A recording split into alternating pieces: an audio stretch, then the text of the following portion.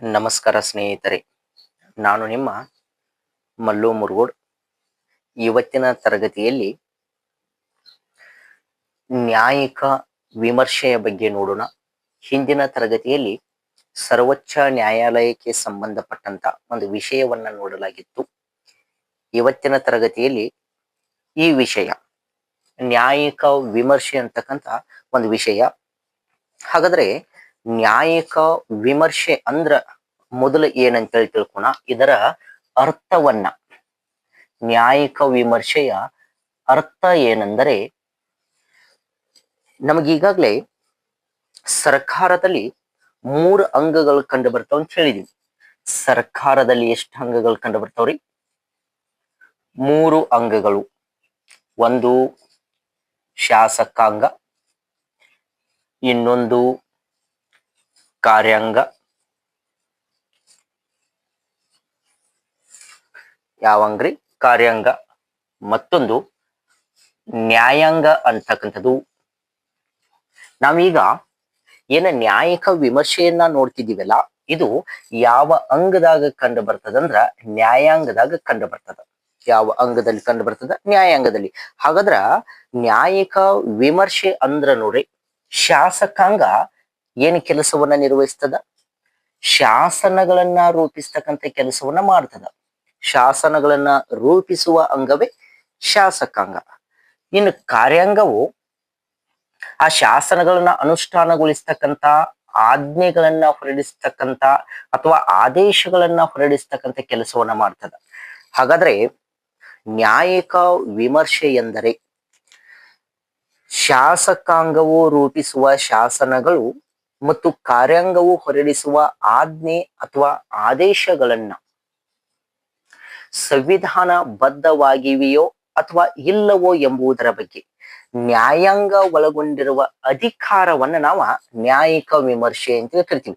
ಈ ನ್ಯಾಯಾಂಗಕ್ಕೆ ಒಂದು ಅಧಿಕಾರ ಐತ್ರಿ. ಏನ ಅಧಿಕಾರ ಐತಿ ಅಂದ್ರ, ಈ 2 ಅಂಗಗಳು ಏನದಾವಲ್ಲ, ಶಾಸಕಾಂಗ ಮತ್ತು ಕಾರ್ಯಾಂಗ. ಶಾಸಕಾಂಗ ರೂಪಿಸುವ ಶಾಸನಗಳು ಮತ್ತು ಕಾರ್ಯಾಂಗ ಹೊರಡಿಸ್ತಕ್ಕಂಥ ಆಜ್ಞೆ ಅಥವಾ ಆದೇಶಗಳು ಇನ್ನು ಸಂವಿಧಾನ ಬದ್ಧವಾಗಿದಾವೋ ಅಥವಾ ಇಲ್ಲವೋ ಅಂತಕ್ಕಂಥರ ಬಗ್ಗೆ ಪರಿಶೀಲನೆ ಮಾಡ್ತಕ್ಕಂಥ ಒಂದು ಅಧಿಕಾರ ಏನು ನ್ಯಾಯಾಂಗಕ್ಕೆ ಕಂಡು ಬರ್ತದಲ್ಲ, ಇದನ್ನ ನಾವ ನ್ಯಾಯಿಕ ವಿಮರ್ಶೆ ಅಂತೇಳಿ ಏನ್ ಮಾಡ್ತೀವಿ, ಕರಿತೀವಿ. ಹಾಗಾದ್ರೆ ಈ ನ್ಯಾಯಿಕ ವಿಮರ್ಶೆ ಅಂತಕ್ಕಂಥದ್ದು ಯಾವ ರೀತಿಯಾಗಿ ವಿಕಾಸವನ್ನ ಹೊಂದುತ್ತದೆ ಅಂದ್ರ, ಇದರ ವಿಕಾಸವನ್ನ ನೋಡಿದಾಗ ಮೊದಲು ಭಾರತದಲ್ಲಿ ಇರ್ಲಿಲ್ಲ ಇದು. ನಾವು ಇದರ ಇತಿಹಾಸವನ್ನ ನೋಡಿದಾಗ ಮೊಟ್ಟ ಮೊದಲ ಬಾರಿಗೆ ನ್ಯಾಯಿಕ ವಿಮರ್ಶೆಯ ಬೆಳವಣಿಗೆಯನ್ನ ನಾವು 19ನೇ ಶತಮಾನದಲ್ಲಿ ಏನ್ ಮಾಡ್ತೀವಿ ಅಂದ್ರೆ ಕಾಣ್ತೀವಿ.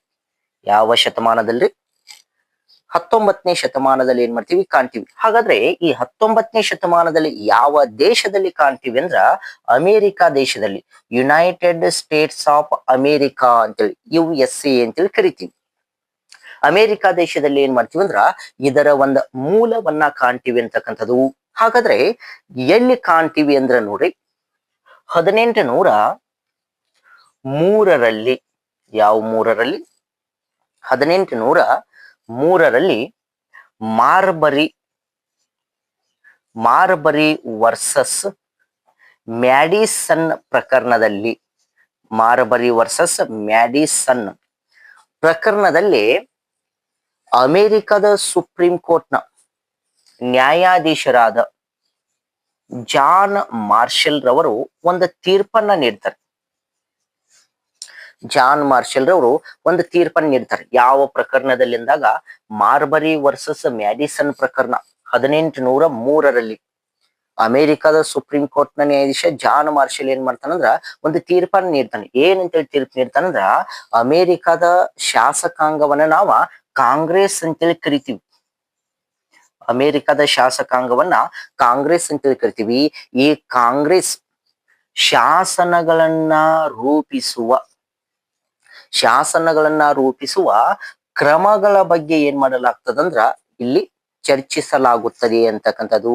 ಹೀಗೆ 1803ರಲ್ಲಿನ ಅಮೆರಿಕದಲ್ಲಿ ಏನ್ ಮಾಡ್ತಾರಂದ್ರ ಇಂಥ ನ್ಯಾಯಿಕ ವಿಮರ್ಶೆಯ ಒಂದು ಬೆಳವಣಿಗೆಯನ್ನ ನಾವ್ ಏನ್ ಮಾಡ್ತೀವಿ, ಕಾಣ್ತೀವಿ ಅಂತಕ್ಕಂಥ. ಹಾಗಾದ್ರೆ ಅಮೆರಿಕದಾಗ ಆಯ್ತು, ನಮ್ಮ ಭಾರತದಾಗ ಯಾವಾಗ ನಾವು ಅಳವಡಿಸಿಕೊಂಡೀವಿ ಅಥವಾ ಭಾರತದಲ್ಲಿ ಈ ನ್ಯಾಯಿಕ ವಿಮರ್ಶೆ ಅಂತಕ್ಕಂಥದನ್ನ ನಾವ ಯಾವ ದೇಶದಿಂದ ಎರವಲನ್ನ ಪಡೆದೀವಿ ಅಂತಕ್ಕಂಥದ್ದು. ಹಾಗಾದ್ರೆ ಈಗಾಗ್ಲೇ ನಿಮ್ಗೆ ಗೊತ್ತೈತ್ರಿ, ನ್ಯಾಯಿಕ ವಿಮರ್ಶೆ ಅಂತಕ್ಕಂಥದ್ದು ಯಾವ ದೇಶದಲ್ಲಿ ಬೆಳವಣಿಗೆ ಹೊಂದಿದೆ ಅಂದ್ರೆ ಅಮೆರಿಕ ದೇಶದಲ್ಲಿ. ನಾವು ಭಾರತಕ್ಕೂ ಕೂಡ ಈ ನ್ಯಾಯಿಕ ವಿಮರ್ಶೆ ಅಂತಕ್ಕಂಥದನ್ನ ಯಾವ ದೇಶದಿಂದ ಎರವಲನ್ನ ಪಡೆದೀವಿ ಅಂದ್ರ ಅಮೆರಿಕ ದೇಶದಿಂದ, ಯುನೈಟೆಡ್ ಸ್ಟೇಟ್ಸ್ ಆಫ್ ಅಮೆರಿಕ ದೇಶದಿಂದ ನಾವು ಏನ್ ಮಾಡಿದೀವಿ ಅಂದ್ರ ನ್ಯಾಯಿಕ ವಿಮರ್ಶೆ ಅಂತಕ್ಕಂಥ ಒಂದು ಪರಿಕಲ್ಪನೆಯನ್ನ ಎರವಲನ್ನ ಪಡೆದೀವಿ. ಭಾರತದಲ್ಲಿ ನ್ಯಾಯಾಂಗದಲ್ಲಿ ಅನೇಕ ರೀತಿಯಾದಂತ ನ್ಯಾಯಾಲಯಗಳು ಕಂಡು ಬರ್ತಾವ ಅಂತಕ್ಕಂಥದ್ದು. ಹಾಗಾದ್ರೆ ಯಾವ ನ್ಯಾಯಾಲಯಗಳಿಗೆ ಈ ನ್ಯಾಯಿಕ ವಿಮರ್ಶೆಯ ಅಧಿಕಾರವನ್ನ ನೀಡಲಾಗಿತ್ತು ಅಂದ್ರ ಎರಡ ನ್ಯಾಯಾಲಯಕ್ಕೆ ಈ ನ್ಯಾಯಿಕ ವಿಮರ್ಶೆಯ ಅಧಿಕಾರವನ್ನ ನೀಡಲಾಗಿತ್ತು. ಒಂದು ಸುಪ್ರೀಂ ಕೋರ್ಟ್, ಮತ್ತೊಂದು ಹೈಕೋರ್ಟ್ ಅಂತಕ್ಕಂಥ. ಭಾರತದಲ್ಲಿರುವ ಈ ಎರಡು ನ್ಯಾಯಾಲಯಗಳಿಗೆ ನ್ಯಾಯಿಕ ವಿಮರ್ಶೆಯ ಅಧಿಕಾರವನ್ನ ನಾವೇನ್ ಮಾಡಿದೀವಿ, ನೀಡಿದೀವಿ ಅಂತಕ್ಕಂಥರ ಬಗ್ಗೆ ಹೇಳಲಾಗ್ತದ. ಅದರ ಜೊತೆಗೆ ಈ ನ್ಯಾಯಿಕ ವಿಮರ್ಶೆ ನಾವ ಶಾಸಕಾಂಗ ರೂಪಿಸ್ತಕ್ಕಂಥ ಶಾಸನಗಳು, ಆಜ್ಞೆಗಳು ಸಂವಿಧಾನಬದ್ಧವಾಗಿವೋ ಅಥವಾ ಇಲ್ಲವೋ ಅಂತಕ್ಕಂಥ ಬಗ್ಗೆ ನಾವೇನ್ ಮಾಡ್ತೀವಿ, ಇದರಲ್ಲಿ ಚರ್ಚೆ ಮಾಡ್ತೀವಿ. ಕೆಲವೊಂದಿಷ್ಟ ವಿನಾಯಿತಿಗಳನ್ನು ನೀಡಲಾಗಿದೆ, ಕೆಲವೊಂದಿಷ್ಟ ವಿನಾಯಿತಿಗಳನ್ನು ಕೂಡ ನೀಡಲಾಗಿದೆ. ಹಾಗಾದ್ರೆ ನ್ಯಾಯಿಕ ವಿಮರ್ಶೆಯಿಂದ ವಿನಾಯಿತಿ ಪಡೆದಂತ ವಿಷಯಗಳು ಯಾವ್ಯಾವ ಅಂದ್ರ, ಮೊದಲನೇದಾಗಿ ಮಂತ್ರಿಮಂಡಲ. ಈ ಮಂತ್ರಿಮಂಡಲ ಏನೈತಲ್ಲ, ಈ ಮಂತ್ರಿಮಂಡಲ ರಾಷ್ಟ್ರಪತಿಗೆ ಅಂದ್ರ ಪ್ರೆಸಿಡೆಂಟ್ಗೆ ನೀಡ್ತಕ್ಕಂತ ಸಲಹೆ ಇದರಿಂದ ವಿನಾಯಿತಿಯನ್ನ ಪಡೆದಿದೆ.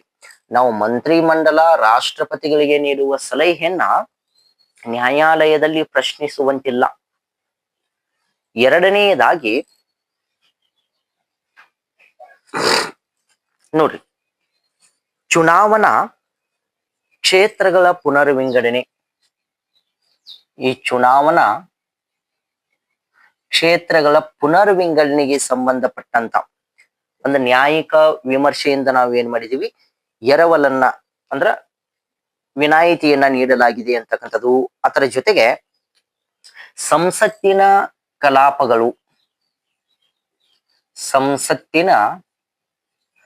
ಕಲಾಪಗಳು ಕೂಡ ಈ ನ್ಯಾಯಿಕ ವಿಮರ್ಶೆಯಿಂದ ವಿನಾಯಿತಿಯನ್ನ ಪಡೆದುಕೊಂಡಿದೆ ಅಂತಕ್ಕಂಥದ್ದು. ಅದರ ಜೊತೆಗೆ 9ನೇ ಅನುಸೂಚಿಯಲ್ಲಿ ಕಂಡುಬರುವ ಕಾನೂನುಗಳು ಕೂಡ ಈ ನ್ಯಾಯಿಕ ವಿಮರ್ಶೆಯಿಂದ ವಿನಾಯಿತಿಯನ್ನ ಪಡೆದುಕೊಂಡಿದೆ. 4 ರೀತಿಯಾದಂತ ಅಂಶಗಳು ನ್ಯಾಯಿಕ ವಿಮರ್ಶೆಯಿಂದ ಏನ್ ಮಾಡಿದವಂದ್ರ ವಿನಾಯಿತಿಯನ್ನ ಪಡೆದುಕೊಂಡಿದ್ದವಂತಕ್ಕಂಥರ ಬಗ್ಗೆ ಹೇಳಲಾಗ್ತದ. ಹಾಗಾದ್ರೆ ಸಂವಿಧಾನವನ್ನ ತಿದ್ದುಪಡಿ ಮಾಡ್ತಕ್ಕಂಥ ಸಂದರ್ಭದಲ್ಲಿ, ಈ ಸಂವಿಧಾನವನ್ನ ತಿದ್ದುಪಡಿ ಮಾಡ್ತಕ್ಕಂಥ ಸಂದರ್ಭದಲ್ಲಿ ನ್ಯಾಯಿಕ ವಿಮರ್ಶೆಯ ಬಗ್ಗೆ ಸುಪ್ರೀಂ ಕೋರ್ಟ್ ನಲ್ಲಿ ಏನ್ ಮಾಡಲಾಗ್ತದಂದ್ರ ಪ್ರಶ್ನೆಯನ್ನ ಮಾಡಲಾಗ್ತದ ಅಂತಕ್ಕಂಥದ್ದು. ಹಾಗಾದ್ರೆ ಯಾವಾಗ ಪ್ರಶ್ನೆಯನ್ನ ಮಾಡಿದಾರಂದ್ರ, ಮೊದಲನೆಯದಾಗಿ Shankari Prasad versus union of India ಅಂತಕ್ಕಂಥ ಒಂದು ಪ್ರಕರಣ. Shankari Prasad versus union of India ಅಂತಕ್ಕಂಥ ಒಂದು ಪ್ರಕರಣ ಯಾವಾಗಂದ್ರ 1951. ಈ ಒಂದು ಪ್ರಕರಣದಲ್ಲಿ ಮೊದಲನೇ ಸಂವಿಧಾನಾತ್ಮಕ ತಿದ್ದುಪಡಿಯನ್ನ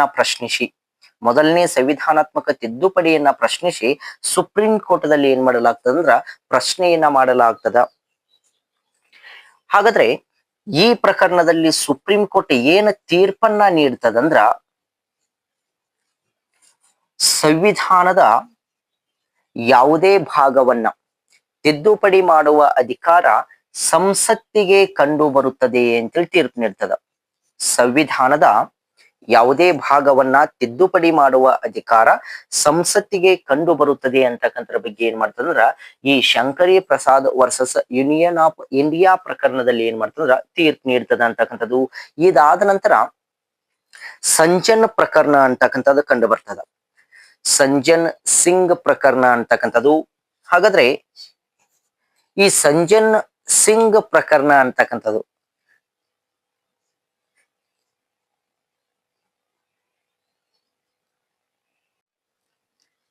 ಈ ಎರಡನೇ ಪ್ರಕರಣದಲ್ಲಿ ಸಂಜನ್ ಸಿಂಗ್ ಪ್ರಕರಣ ಅಂತೇಳಿ ಬರ್ತದ. ಸಂಜನ್ ಸಿಂಗ್ ಪ್ರಕರಣ 1964 ಅಂತಕ್ಕಂಥದ್ದು.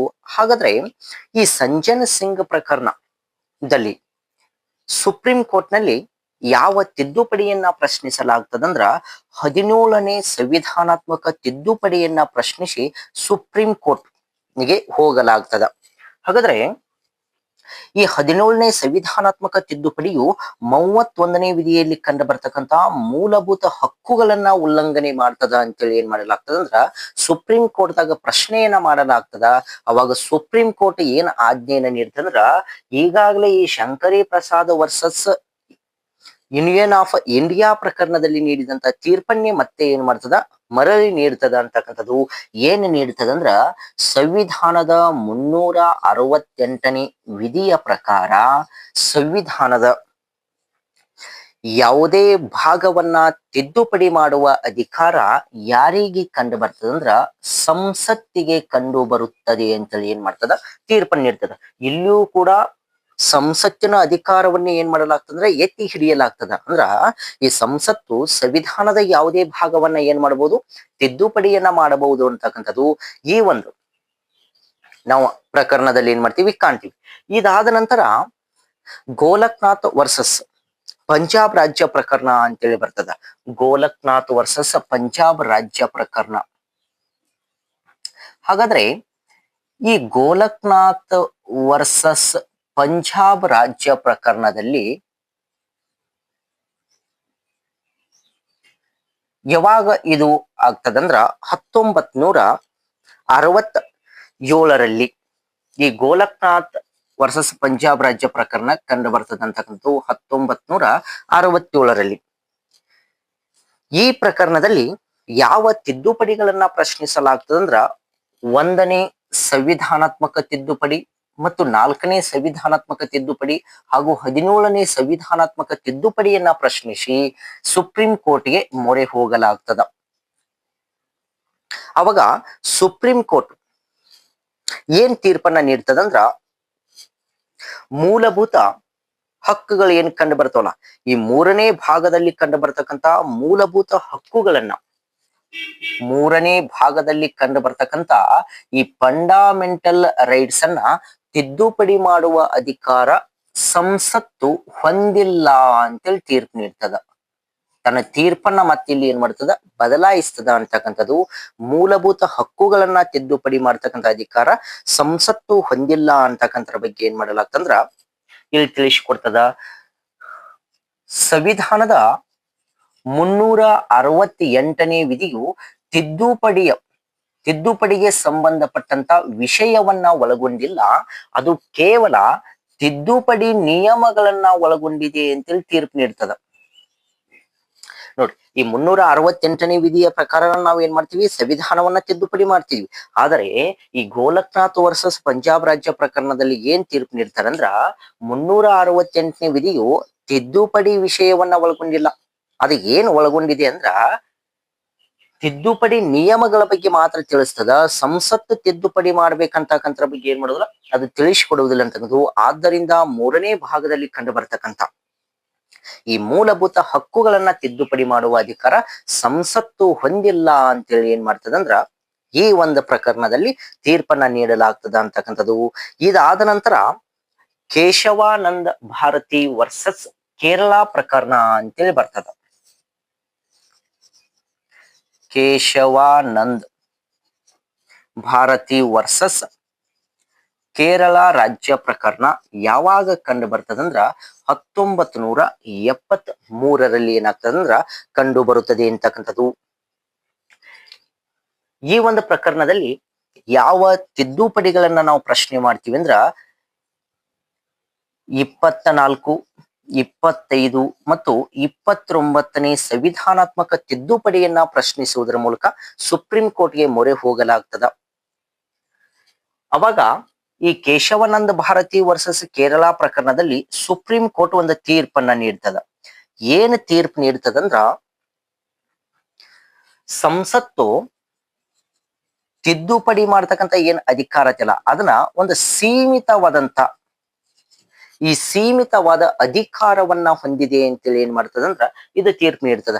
ಸೀಮಿತ ಅಧಿಕಾರ ಅಂದರೆ ಸಂಸತ್ತು 368ನೇ ವಿಧಿಯ ಮೂಲಕ ಏನ್ ಮಾಡ್ಬೋದು ಅಂದ್ರ ತಿದ್ದುಪಡಿಯನ್ನ ಮಾಡಬಹುದು.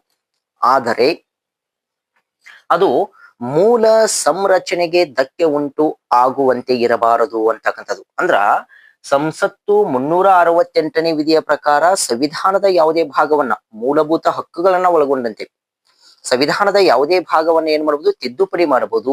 ಆದರೆ ಅದು ಮೂಲ ಸಂರಚನೆ, ಏನ್ ಬೇಸಿಕ್ ಸ್ಟ್ರಕ್ಚರ್ ಅಂತ ಹೇಳಿ ಕರಿತೀವಲ್ಲ, ಆ ಬೇಸಿಕ್ ಸ್ಟ್ರಕ್ಚರ್ಗೆ ಧಕ್ಕೆ ಉಂಟು ಆಗುವಂತೆ ಇರಬಾರದು ಅಂತೇಳಿ ಏನ್ ಮಾಡ್ತದಂದ್ರ ಇದು ತೀರ್ಪನ್ನ ನೀಡ್ತದ. ಆದ್ದರಿಂದ ಮೂಲಭೂತ ಹಕ್ಕುಗಳು ಸಹ, ಈ ಫಂಡಮೆಂಟಲ್ ರೈಟ್ಸು ಸಹ ಬೇಸಿಕ್ ಸ್ಟ್ರಕ್ಚರ್, ಮೂಲ ಸಂರಚನೆಗೆ ಸಂಬಂಧಪಟ್ಟಿದ್ದರಿಂದ ಈ ಮೂಲಭೂತ ಹಕ್ಕುಗಳನ್ನ ತಿದ್ದುಪಡಿ ಮಾಡ್ತಕ್ಕಂಥ ಅಧಿಕಾರ ಸಂಸತ್ತಿಗೆ ಕಂಡು ಬರುವುದಿಲ್ಲ ಅಂತಕ್ಕಂಥರ ಬಗ್ಗೆ ಈ ಒಂದು ಪ್ರಕರಣದಲ್ಲಿ ಏನ್ ಮಾಡಲಾಗ್ತದ, ತೀರ್ಪನ್ನೇ ನೀಡಲಾಗ್ತದ ಅಂತಕ್ಕಂಥದ್ದು. ಅಂತಿಮವಾಗಿ ಈ 368ನೇ ವಿಧಿಯ ಪ್ರಕಾರ ಇದು ತಿದ್ದುಪಡಿ ಮಾಡಬಹುದು, ಆದರೆ ಅದು ಸಂವಿಧಾನದ ಮೂಲ ಸಂರಚನೆಗೆ ಏನಾಗಬಾರ್ದು, ಧಕ್ಕೆ ಉಂಟಾಗಬಾರ್ದು ಅಂತಕ್ಕಂಥದ್ದು. ಇನ್ನ ಮತ್ತೊಂದು ಪ್ರಕರಣ ಅಂತೇಳಿ ಬರ್ತದ. ಯಾವ ಪ್ರಕರಣ ಅಂದ್ರ ಮಿನರ್ವ್ ಮಿಲ್ಸ್ ಪ್ರಕರಣ. ಮಿನರ್ವ್ ಮಿಲ್ಸ್ ಪ್ರಕರಣ 1980. ಈ ಪ್ರಕರಣದಲ್ಲಿ ಸುಪ್ರೀಂ ಕೋರ್ಟ್ ಏನ್ ಮಾಡ್ತದಂದ್ರ ಈ ರಾಜ್ಯ ನೀತಿ ನಿರ್ದೇಶಕ ತತ್ವಗಳು, DPSP ಅಂತೇಳಿ ಕರಿತೀವಿ ನಾವು, directive principles of state policy ಅಂತೇಳಿ. ರಾಜ್ಯ ನೀತಿ ನಿರ್ದೇಶಕ ತತ್ವಗಳು ಮೂಲಭೂತ ಹಕ್ಕುಗಳಿಗೆ ಅಧೀನವಾಗಿವೆ ಅಂತೇಳಿ ಏನ್ ಮಾಡ್ತದಂದ್ರ ತೀರ್ಪನ್ನ ನೀಡ್ತದ ಅಂತಕ್ಕಂಥದ್ದು. ಹೀಗೆ ನ್ಯಾಯಿಕ ವಿಮರ್ಶೆಗೆ ಸಂಬಂಧಪಟ್ಟಂತ ಅನೇಕ ಪ್ರಕರಣಗಳನ್ನ ಸುಪ್ರೀಂ ಕೋರ್ಟ್ ದಲ್ಲಿ ನಾವು ಏನ್ ಮಾಡಲಾಗ್ತದ, ಪ್ರಶ್ನೆಯನ್ನ ಮಾಡಲಾಗ್ತದ ಅಂತಕ್ಕಂಥದ್ದು. ನ್ಯಾಯಿಕ ವಿಮರ್ಶೆ